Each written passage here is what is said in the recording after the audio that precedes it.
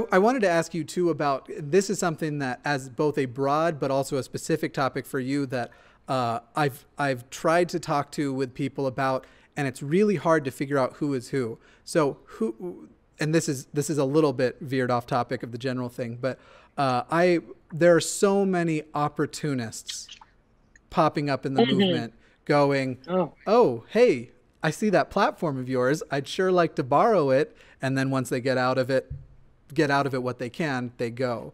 Are you seeing that a lot happening with Black non-believers? And what is an audience? How is an audience, should an audience who's watching something, what should they look out for where they go, I'm pretty sure this person's here for themselves and not for us?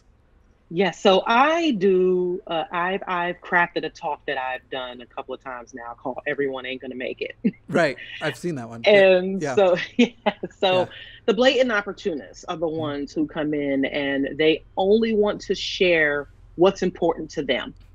Whether they have a YouTube channel, right, or whether there is a certain cause that is important to them, and they want you to implement it in some way. Right. They're only interested in participating, but you notice that mostly everything is there's something wrong with what you're doing, but yet they have the answer for it. Yeah. And so they aren't necessarily participating. They may come one time and then they want to jump in and want to just start working with you on stuff. Sure. Or they want to propose something, and then really it just becomes about what they want. And that is, I have encountered that since day one, right. Since 2011. And there have been a few of these opportunists who have been able to advance as a result of being involved with Black non-believers, because sure. We have been a springboard for authors who needed members who questioned, who interviewed members for research for their books.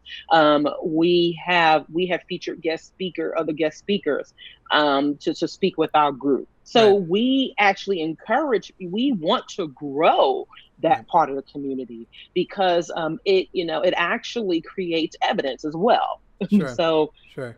Evidence of our organization, evidence of our growth, and just evidence, stuff that people can reference. So, but there have been quite, and I must say that it's been mostly men.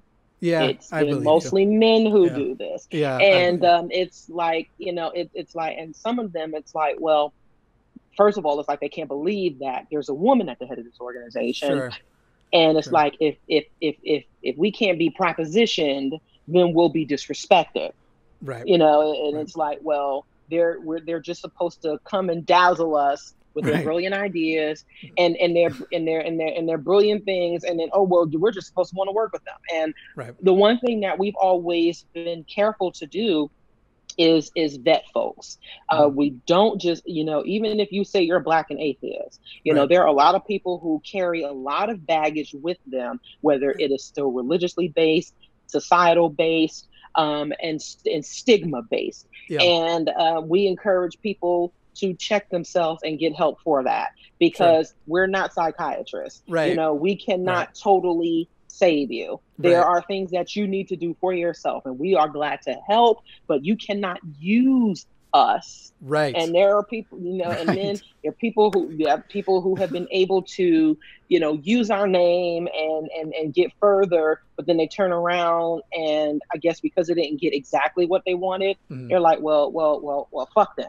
Right. They're like, whatever. Right. Which is fine with me. I could care less about that, but yes. I almost wonder if you don't want to, the more volatile ones you can probably filter out more quickly. It's that one that comes in and is like, oh, look at all of this infrastructure. Boy, if only they see what I could do with it, and try to work their way into upsetting the apple cart, as my British mother might say. Yes. And then I also have, so I'm a YouTube content creator, and I have on my end, you also get subscribers who try to weaponize their support of you. So this last week we did a live show where we were talking about Sarah Sanders and how she had said that her looks were attacked. And I was like, you know, I'm not in favor of attacking a person for their looks, except for when you were a bitch. Then afterwards, I'm kind of okay with calling you ugly. And I said something like, so I think you look like your soul looks.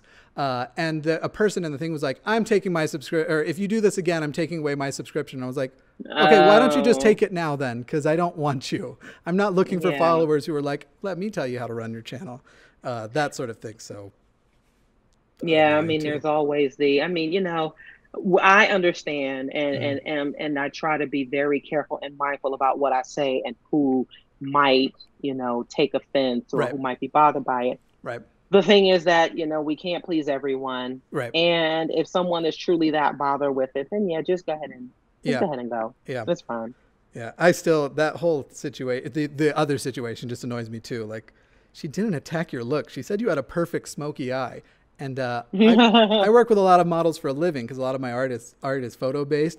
Your smoky eye is not perfect. Just saying.